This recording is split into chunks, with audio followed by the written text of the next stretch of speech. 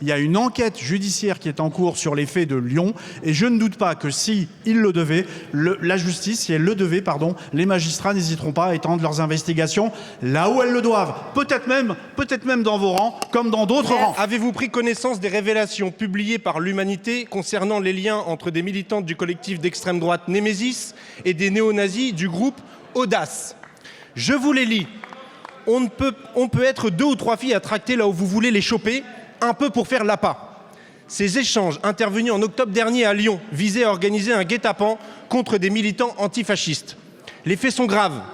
Ils décrivent des méthodes d'intimidation et de violence politique assumées.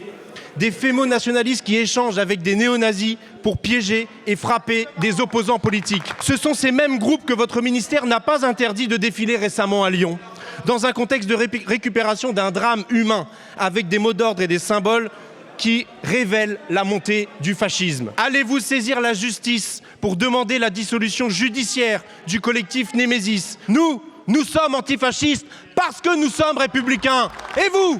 La manifestation, elle avait été déclarée par des personnes et elle a été déclarée comme un hommage en la mort dramatique de Quentin, hommage en Quentin. Et cette manifestation, évidemment, je ne l'ai pas autorisée, je ne l'ai pas interdite. Pourquoi? Parce que vous le savez très bien, et vous êtes bien placé pour le savoir, je ne peux interdire des manifestations que quand il y a des risques de troubles à l'ordre public, et qu'en plus, je ne suis pas en mesure de les contenir.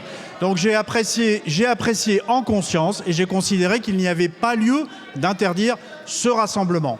Pour autant, est-ce que cela veut dire que nous partageons les gestes et les propos inacceptables, gestes qui ont été tenus, les propos inacceptables qui ont été entendus? Évidemment non, puisque la justice a été saisie. Vous savez que la préfète du Rhône a exercé un article 40 et que des enquêtes judiciaires ont été ouvertes et que ces gestes et ces propos seront poursuivis et seront punis.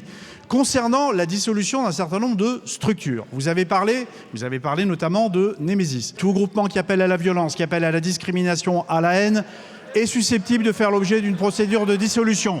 Aucune structure n'y échappe, y compris les groupuscules de la mouvance, identitaire à laquelle appartient Némésis. Que les choses soient claires.